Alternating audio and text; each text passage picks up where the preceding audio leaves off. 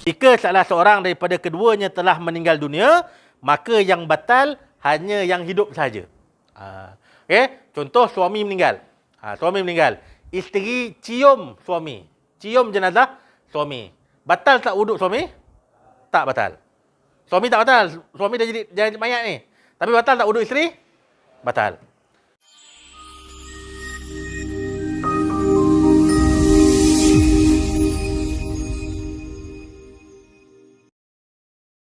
Okey, jadi kita terus pada pelajaran.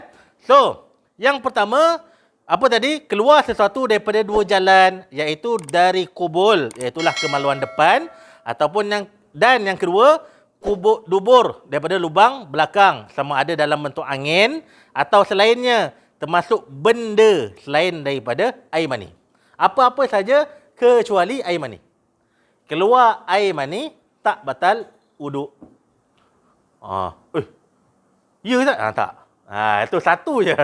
Keluar selain daripada tu batal wuduk. Okay? Tapi jangan pula suka-suka nak keluarkan. Tak boleh. Tetap hukumnya haram. Okay, nanti kita akan tengoklah permasalahan-permasalahan yang akan dibahaskan. Okay, jadi keluar apa saja. Kan? Sama ada keluar ikut jalan depan, ataupun keluar ikut jalan belakang, ataupun keluar dua-dua serentak. Kan biasa kan? Waktu berak kencing sekali. Kan? Keluar serentak dua-dua. Batal lah. Tetap batal. Sama ada keluar depan ataupun keluar belakang, ataupun keluar dua-dua serentak. Sama ada angin, air ataupun pepejal, najis. Batal wuduk. Semua sekali kecuali air mani. Maksudnya, ia membatalkan anggota wuduk tertentu sahaja. Bukan membatalkan wuduk keseluruhan. Sekejap. Nawakid. Okey. Seperti buang angin, kentut atau biasa. Okey, buang angin lah. Maksudnya membatalkan anggota wuduk tentu saja, bukan membatalkan wuduk keseluruhannya. Oleh itu, jika anggota wuduk itu batal, hendaklah membasuh anggota wuduk yang terbatal tadi semula, bukan berwuduk daripada awal semula. Okey, jadi kalau angin tadi seperti keluar kentut lah, ataupun angin biasa. Sama ada kentut tu memang kentut berbau ataupun tak berbau, tetap batal wuduk, seperti air kencing, air mazi, air wadi, haid, keputihan dan lain-lain. Dan lain-lain ini semua juga sebut sebagai perkara yang membatalkan wuduk. Dan yang termasuk benda lain selain daripada angin dan air tadi, termasuklah juga batu. Ada orang yang keluar daripada kemaluan dia tu batu.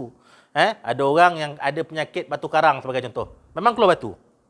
Boleh keluar batu. Keluar cacing. Boleh keluar cacing tak? Boleh keluar cacing. Orang yang ada penyakit, keluar cacing. Keluar biji-biji, tak tahulah biji apa. Mungkin dia belum jadi batu, jadi pasir lagi kan.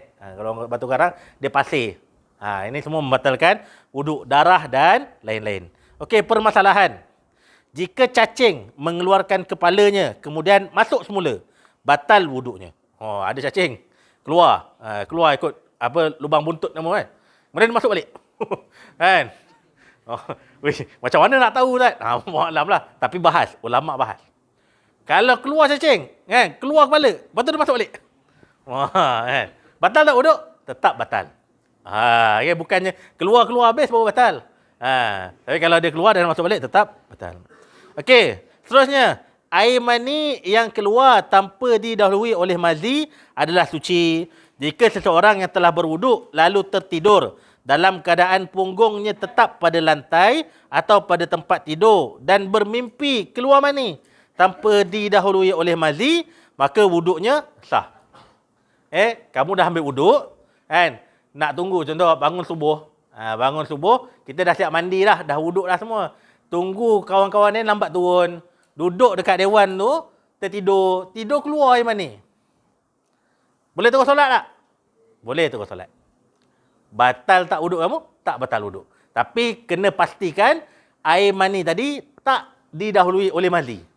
Macam mana nak pastikan tu? Kena check lah. Kena check. Kalau yakin sungguh-sungguh memang keluar mani semata, maka boleh terus wuduk, boleh terus solat. Tak batal wuduk. Tak batal wuduk. Tapi adatnya air mani dia keluar akan didahului oleh mazi. Okey, walau bagaimanapun dia tidak boleh solat kerana walau bagaimanapun tak boleh solat sebab dia dah besar, sebab keluar air mani ada besar kan. Maaf, saya tarik balik tadi.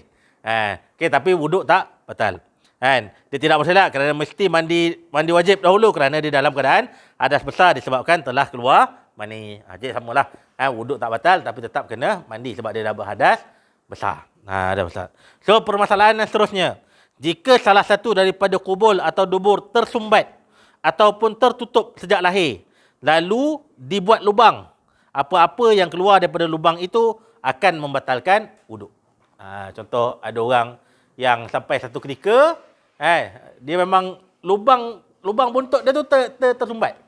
Maka keluarlah dia berak ikut tiup ke, ikut apa ke. Kalau ada keluar, ketika itu batal wuduknya.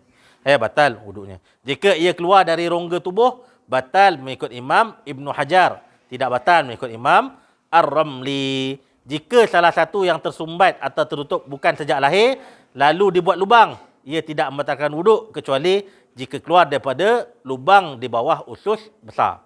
Keluar lubang daripada bawah usus besar, maka batal wuduk. Tapi kalau daripada pusat sebagai contoh, tak batal wuduk. Jika dia buat lubang sedangkan kubul atau dubur yang asal masih terbuka, tidak membatalkan wuduk jika keluar dari lubang itu walau di mana-mana bahagian pun ia ditebuk. Lubang yang asal masih ada, tak tersumbat, tapi buat juga salur lain. Jadi kalau keluar apa-apa daripada salur tersebut, tak batal wuduk. Orang mati yang telah diwudukkan, jika keluar sesuatu daripada kubul dan duburnya, maka wuduknya tidak batal. Orang yang mati, kita dah mandikan.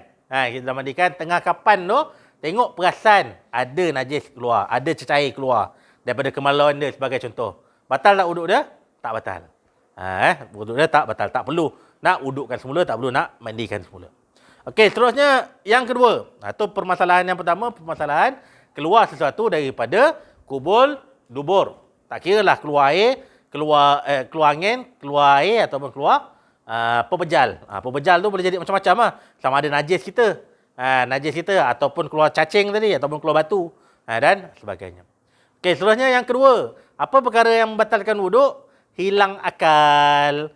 Okey, hilang akal ini maksudnya apa? Akal dari segi bahasa bermaksud pencegah. Kerana akal akan mencegah seseorang daripada melakukan perbuatan yang keji dan tidak elok. Jadi bila mana hilang akal, tak kiralah dengan jalan apa, kita tengok sekejap lagi. Tak kiralah sama ada disebabkan tidur. Ketika tidur kita tak tahu apa kita buat. Ketika tidur, sebab tu Nabi SAW pesan lepas bangun tidur sebelum wuduk basuh tangan. Basuh tangan dulu, baru wuduk. Sebab kita tak tahu tengah tidur tangan ni pegang apa, tak tahu. Tak tahu pegang apa. Jadi basuh tangan dulu. Okey. Ataupun yang lainnya. Apa yang lainnya? Lain sama ada gila, sawan, pitam, pengsan, mabuk. 5 perkara. Gila, sawan, pitam, pengsan, mabuk. Hilang akal. Maksudnya kita tak sedar apa yang kita buat. Ketika itu batal wuduk. Orang yang hilang akal kerana disihir atau makan ubat, wuduknya juga terbatal. Dia makan ubat membuatkan dia high sebagai contoh. High ni apa nak cakap? Mabuk lah kan, mabuk lah. High ni mabuk lah. Sebab dia makan ubat. Banyak sangat. Maksudnya tetap batal wuduk. Okey. Kecuali bagi orang yang duduk dalam keadaan tamkin.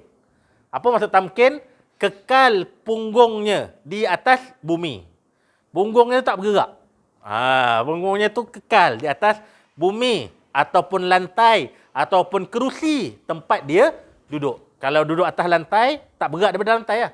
Tapi bukan sekadar bumi. Kalau tak bergerak daripada kerusi, tak bergerak daripada kerusi.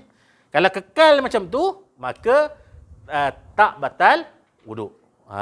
Okey, kecuali dalam keadaan kecuali tidur. Kecuali tidur bagi orang yang kekal. Okey, tengok sikit khususiat. Antara khususiat para nabi, sebagai satu pengkhususan kepada para nabi sahaja, tidur dan pengsan tidak membatalkan wuduk mereka kerana hati mereka tidak tidur dan pengsan hanya melemahkan tubuh zahir mereka. Hati yang tidak tidur dan badan yang lemah tidak menghilangkan kewarasan akal. Ini dalam kitab Nailul Rajak, kita orang awam. Orang awam tidur batal wuduk. Tapi Nabi tidur tak batal wuduk. Ini khususiat khusus untuk para Nabi. Untung saya jadi Nabi. Untung saya jadi Nabi. Tapi takkan nak jadi Nabi? Tak boleh dah. Sekarang ni tak boleh dah jadi Nabi. kita berperangai dengan perangai Nabi boleh? Kita menteladani kepribadian Nabi boleh, tapi nak jadi Nabi tak boleh. Tu khususiat. Khususiat apa? Keistimewaan. Keistimewaan yang digunakan kepada para Nabi. Sebab hati mereka tak tidur. Kerana hati mereka tak tidur. Okey, kemudian permasalahan tentang tidur. Tidur dalam keadaan duduk ihtibak. Duduk ihtibak ni macam mana? Iaitu duduk sambil mengikat kedua kaki dan punggungnya dengan kain atau sebagainya. Tidak membatalkan wuduk. Duduk ihtibak selalunya dilakukan oleh sebagian orang ketika mendengar khutbah atau ceramah. Macam mana duduk ihtibak? Duduk mengikat kedua kaki dan punggungnya dengan kain atau sebagainya. Ustaz pun tak faham. Ikat kaki dengan punggung. Macam mana duduk ikat kaki dengan punggung? Duduk antara dua sujud. Oh, duduk antara dua sujud maksudnya. Ikat kaki dengan kain. Okey, tu nanti punggung ikat dengan kaki. Oh, okey.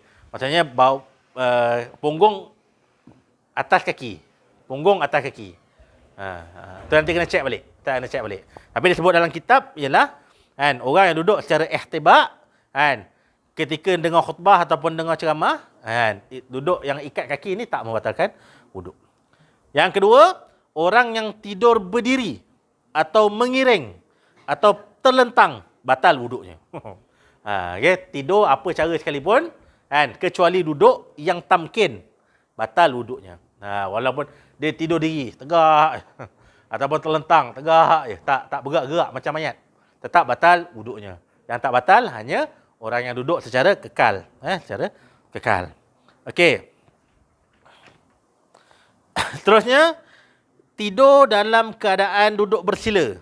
Tidur dalam keadaan berdiri, menelentang, menyarap, mengiring dan sebagainya, membatalkan wuduk. Jadi orang yang duduk dalam keadaan bersila tak batal wuduk. Dengan syarat kekal lah, tamkin. Punggungnya tu kekal. Tapi kalau terangkat jatuh, ketika itu batal wuduknya. Mengikut Imam Asy-Syafi'i dan para ulama lain, sunat berwuduk setelah tidur walaupun dalam keadaan punggung tetap tamkin. Jadi, tapi mengikut Imam Asy-Syafi'i, tetap disunatkan pada kita untuk tajdid wuduk. Sekalipun kita yakin memang tak bergerak tadi, macam inilah aku tidur. Dan tanya kawan sebelah, aku gerak tadi? Tak gerak.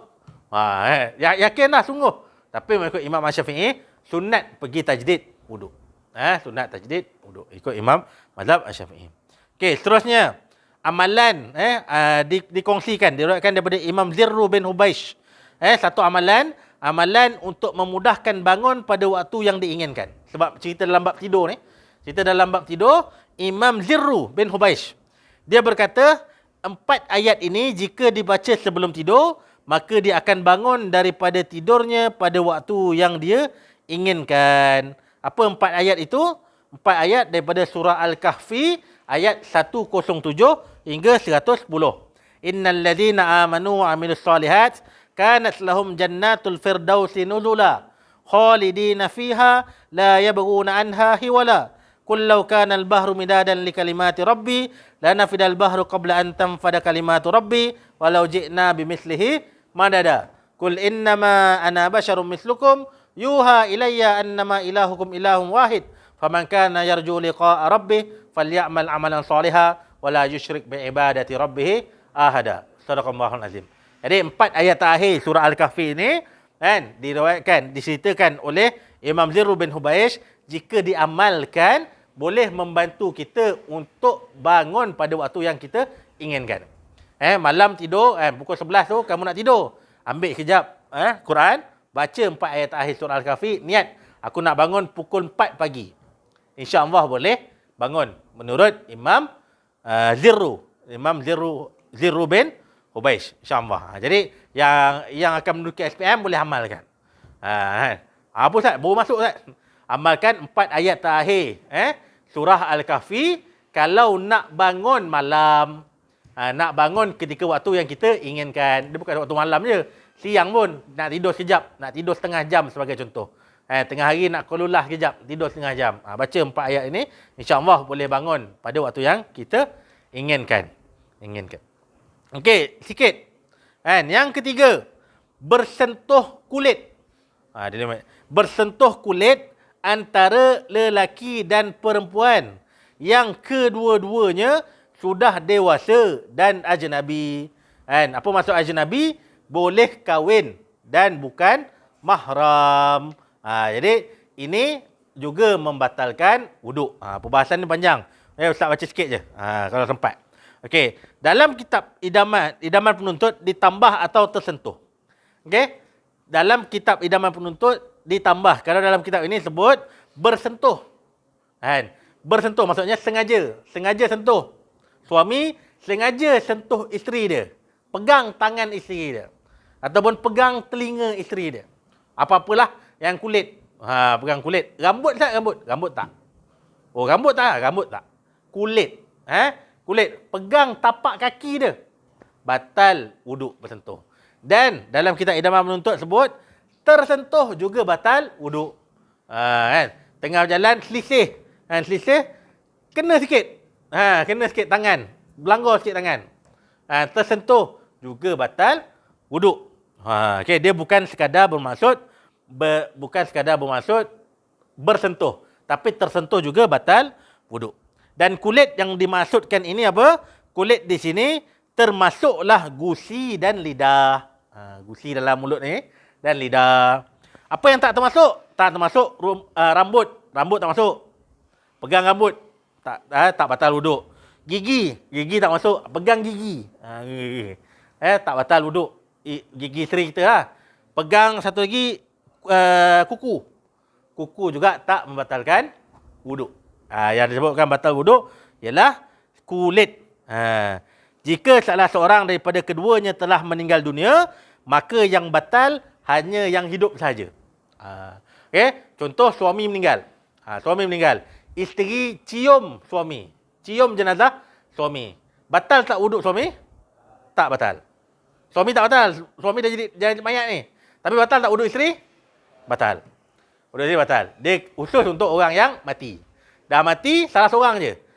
Salah seorang saja. Yang hidup itu yang batal. Yang mati tak batal. Okey. Kemudian, yang dewasa pula macam mana? Yang disebutkan dewasa ini, yang ada syahwat. Yang ada syahwat. Yang ada perasaan syahwat. Tanda syahwat bagi lelaki adalah kemaluannya menegang. Ni faham belaka dah semua. Tanda syahwat bagi lelaki, kemaluannya menegang. Dan bagi perempuan, hatinya suka dan tertarik kepada sesuatu. Hatinya suka dan tertarik kepada sesuatu. Ini tanda ada syahwat. Tidak batal jika menyentuh anak kecil atau kanak-kanak, sama ada lelaki dan perempuan yang belum sampai had syahwat menurut kaul yang rajih. Jadi kita sentuh budak kecil, budak umur 2 tahun. Kita ada wuduk ni. Jadi kawan kita datang rumah, dia bawa anak umur 2 tahun. Kita pun pegang dia, dokong dia. Batal tak wuduk kita? Tak batal. Sebab budak tu budak kecil. 2 tahun. Kalau 12 tahun, batal. 2 tahun tak batal. 12 tahun batal. Sebab 12 tahun itu dah boleh menimbulkan syahwat. Boleh menimbulkan syahwat. Jadi 4 syarat ini ialah dia mesti apa? Dia mesti bersentuh kulit. Lepas tu lelaki dan perempuan. Lelaki dengan lelaki tak masalah. Lelaki pegang lelaki, kamu pegang kawan kamu sebelah, tak masalah, tak batal. Kemudian yang ketiga maksudnya apa? Dewasa. Dewasa ni pula ada syahwat. Ada syahwat. Tapi kalau kita pegang orang gila, kita batal tak? Kita ada syahwat pada dia, batal lah. Dia batal tak? Dia tak batal. Pasal dia gila. Pasal dia orang gila, dia tak ada syahwat. Nampak perempuan gila, kita pun pergi datang ada, kita cium dia. Kalau dah cium tu maksudnya ada syahwat lah tu. Jadi kita tetap batal. Perempuan tadi tak batal. Dan yang keempat, ajnabi. Apa maksud ajnabi? Boleh kahwin. Bukan mahram. Yang bab mahram ni kita sembang dalam pertemuan akan datang insya-Allah. Apa maksud mahram? Mahram ialah yang haram dikahwini oleh seorang lelaki dan perempuan selama-lamanya. Kenapa sentuh mahram tak batal? Kita sembang dalam pertemuan akan datang insya-Allah. Dia ada perbahasan yang agak panjang dan ada pula perbahasan-perbahasan dari sudut nasab dan sebagainya. Ada sudut nasab, ada yang masab, ada yang mahram kerana susuan. Itu nanti kita sembang dalam permasalahan yang akan datang. Jadi Ustaz rasa cukup sekadar tu. Ma asabaka min hasanatin fa min Allah wa ma asabaka min syi'atin fa min nafsik. Aku lu qauli hadza astaghfirullahal azim li wa lakum. Okey. Jadi sebagaimana rutin sebelum kita menangguhkan majlis pada malam ini, pada petang ini, mari sama-sama kita menandatangan mudah-mudahan majlis pada petang ini dirahmati Allah Subhanahu wa taala. Bismillahirrahmanirrahim. Allahumma anfa' bima 'allamtana wa 'alimna bima yanfa'una. Rabbana zidna ilman nafi'a warzuqna fahman wasi'a. Allahumma faqihna fid din wa 'allimna ta'wil wa hadina ila siratikal mustaqim. Ya Allah, kau manfaatkanlah apa yang telah kami pelajari. Ya Allah, kau ajarkanlah kepada kami apa-apa yang bermanfaat buat kami. Ya Allah, kau faqihkanlah kami dalam agama. Ya Allah, kau faqihkanlah kami dalam urusan takwil agama. Ya Allah, kau berikanlah kepada kami ilmu yang banyak. Ya Allah, kau berikanlah kepada kami kefahaman yang luas. Wassallallahu ala sayyidina Muhammad wa ala alihi wa sahbihi wa barik wasallam. Walhamdulillahi rabbil alamin. Sekian.